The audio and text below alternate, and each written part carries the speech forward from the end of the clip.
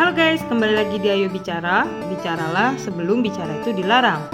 Sebelum lanjut menonton, jangan lupa subscribe, like, share, dan juga komen.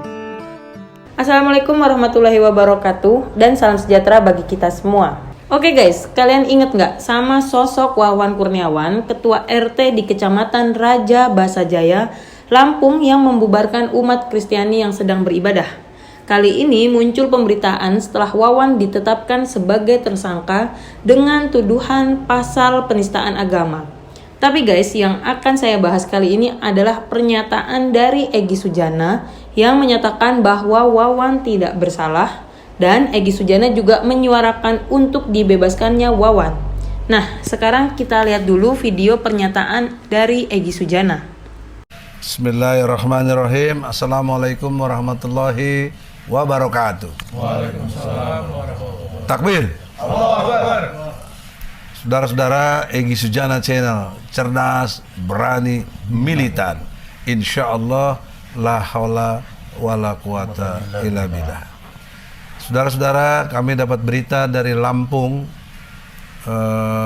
tentunya dari aktivis Bunda Mary yang mengabarkan bahwa ada ketua RT Wawan namanya ditangkap oleh Dirkrimum Polda Lampung, padahal sebelumnya sudah didamaikan oleh Kapolresnya, sehingga terjadi satu keadaan yang tidak baik.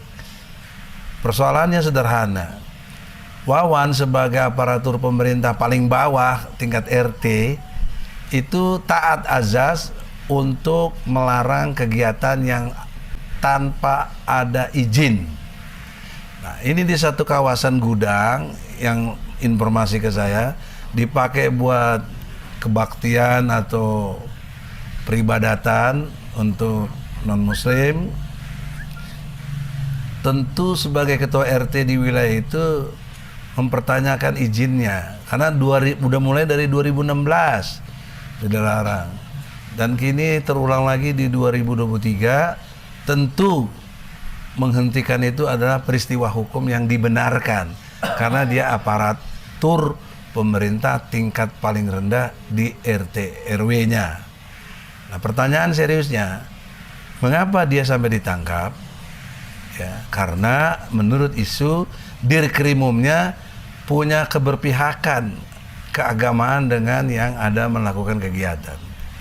Nah, ini tidak dibenarkan secara ilmu hukum, karena ilmu hukum pasal 27 ayat 1 UUD 45, setiap warga negara berkesamaan kedudukannya dalam pemerintahan dan hukum tanpa kecuali. Kenapa ini dikecualikan? Ya, hanya karena seagama Anda punya jabatan, kemudian Anda gunakan jabatan, penyalahgunaan wewenang jabatannya untuk menangkap orang. Ini sadis, nggak mengerti. Tapi anehnya ini pejabat tinggi di Polda Lampung. Ini sudah kiranya Pak Sigit, yang saya kenal juga sebagai Kapolri, perhatian kepada Polda Lampung, karena ini bisa memicu SARA. Tapi justru Wawan dikenakan pasal 156A KUHP tentang penistaan agama. Agama mana yang dinistakan? Non-muslim? Tidak, kan tidak ada izin. Dia berhak untuk menanyakan itu. Kenapa ditangkap? Gitu loh. Nah, itulah singkat ceritanya. Maka untuk itu kita minta pendapat singkat Ustadz Khotot. Bagaimana? Terima kasih. Assalamualaikum warahmatullahi wabarakatuh. Waalaikumsalam. Semestinya tidak ada satu diskriminasi ataupun satu stigma kepada umat Islam, seolah-olah bahwa umat Islam istilahnya mereka yang kembangkan itu intoleran. Sebenarnya aparat RT ini kan bergerak sesuai dengan koridor pemerintahan. Kalau dia bukan RT, ya mana berani dia melakukan tindakan itu. Dan kalau tidak ada petunjuk bahwa sebuah kegiatan itu mesti menggunakan izin, ya dia nggak akan mungkin menegur gitu. Nah, oleh karena itu ini kan memang ada undang-undangnya atau peraturannya bahwa kegiatan ibadah itu memang dalam hal ini bukan kegiatan ibadah di tempat orang yang seiman ya, tapi di tempat yang situ mayoritas adalah orang yang tidak seiman, maka memang itu ada aturannya.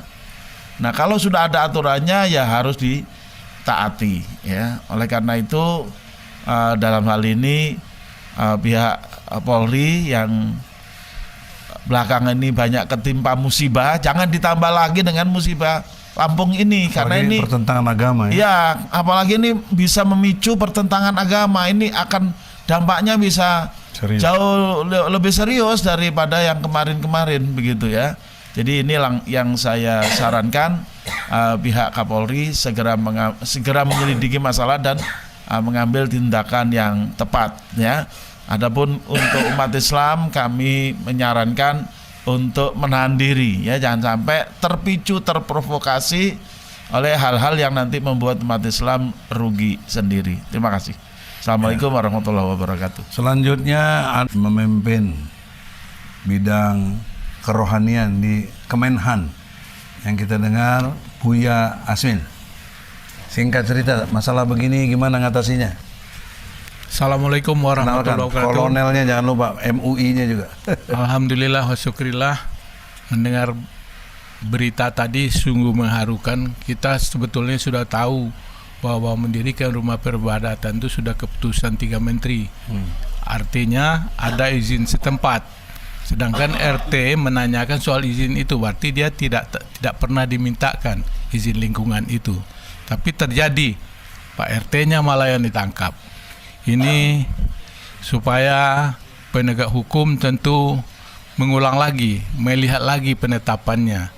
Tidak usah seperti yang dikatakan oleh Profesor Egy Sujana tadi, menyeret hukum untuk kepentingannya sendiri. Ini kelihatan sekali firman Allah di sini. Tarda angkal Yahuda wa Nasara. Tidak senang, tapi karena berkuasa dibawa hukum itu ke sana. Ini juga peringatan terhadap orang Islam. Ya, lebih-lebih yang sedang duduk punya kekuasaan. Bisa nggak mendudukkan persoalan hukum atau mempergunakan kekuasaan itu, nggak usah menyeret, tapi mendudukkannya sesuai dengan hukum yang tercantum. Demikian, terima kasih. Assalamualaikum warahmatullahi wabarakatuh. Yang terakhir Panglima BES Rusdi, bagaimana pengalamannya di Ambon? Karena Anda orang Ambon, bahkan Anda pernah tentara di sana. Baik, Assalamualaikum warahmatullahi wabarakatuh. Salam. Kalau melihat kejadian yang terjadi di Lampung ini, kita takutkan jangan sampai terjadi seperti apa yang di Ambon, yang pernah kita alami. Mari kita jauhkan, karena berbicara tentang isu agama dan hal yang terjadi di Lampung ini bisa membawa dampak yang paling besar, apalagi berbicara tentang SARA. Jadi kami minta supaya Pak Kapolri untuk segera menangani secara serius, jangan sampai biasnya merembet ke seluruh Indonesia. Karena ini masalah kecil, berbicara tentang masalah kecil, walaupun masalah Lampung, tapi sudah gaungnya ke Jakarta. Jadi kami minta segera ditangani dan pihak kepolisian kalau bisa bertindak yang adil, jangan bertindak semaunya saja, sesuai dengan undang-undang. Terima kasih. Wassalamualaikum warahmatullahi wabarakatuh. Demikianlah saudara-saudara, dalam kesempatan ini kami jelas menyarankan yang terbaik buat bangsa ini. Kami mengerti sila ketiga Pancasila, jaga persatuan Indonesia. Kita harus betul-betul Indonesia ini bersatu, tidak boleh pecah belah karena perbedaan-perbedaan agama, suku, ras. Karena kita adalah Bhinneka Tunggal Ika. Soal agama, lakum dinukum waliyadin. Agamamu agamamu, agamaku agamaku. Engkau tidak sembah yang aku sembah, aku tidak sembah yang kamu sembah. Jadi kita masing-masing jagalah baik-baik. Kalau Dirkrimum yang merintahkan tangkap, saya minta Kapolda Lampung dulu ingatkan Dirkrimumnya, bebaskan saudara Wawan. Solidaritas kami dari Jakarta perlu diperhatikan. Jika tidak dibebaskan, kita akan bergerak untuk membela Wawan. Demikianlah, Semoga ada manfaatnya. Assalamualaikum warahmatullahi wabarakatuh. Kalau kita dengar dari pernyataan Egy Sujana tadi, yang saya tangkap adalah kenapa Wawan atau ketua RT tersebut harus ditangkap oleh polisi dan dikenakan pasal penistaan agama. Sementara menurut Egy, Wawan hanya melakukan peneguran karena ada indikasi rumah ibadah tersebut tidak memiliki izin. Seandainya yang dilakukan oleh Wawan tersebut hanya menegur, saya pikir memang tidak seharusnya polisi menetapkan Wawan sebagai tersangka. Tapi yang saya tahu di dalam video yang beredar, Wawan tidak hanya melakukan peneguran, melainkan yang dia lakukan adalah melakukan tindakan anarkis dan pembubaran terhadap orang yang sedang melakukan ibadah. Sehingga menurut saya ketika polisi melakukan tindakan hukum dan menjadikan Wawan sebagai tersangka atas dugaan penistaan agama, itu sudah benar dan juga tepat. Dan menurut saya Egy Sujana dalam hal ini sedang melakukan framing, seolah-olah Wawan adalah korban karena hanya melakukan peneguran kepada jemaat, tapi malah ditetapkan sebagai tersangka. Padahal sekali lagi, faktanya Wawan si ketua RT tersebut telah melakukan anarkisme dan penuh dengan arogansi melakukan pembubaran terhadap jemaat yang sedang beribadah kala itu. Dan itu menurut saya tindakan yang sangat tidak boleh dilakukan karena akan memicu konflik antar umat beragama. Itulah guys, tanggapan dari saya atas video Egy Sujana. Semoga kita tidak mudah terprovokasi sebelum kita benar-benar tahu apa yang sebenarnya terjadi. Dan semoga bermanfaat.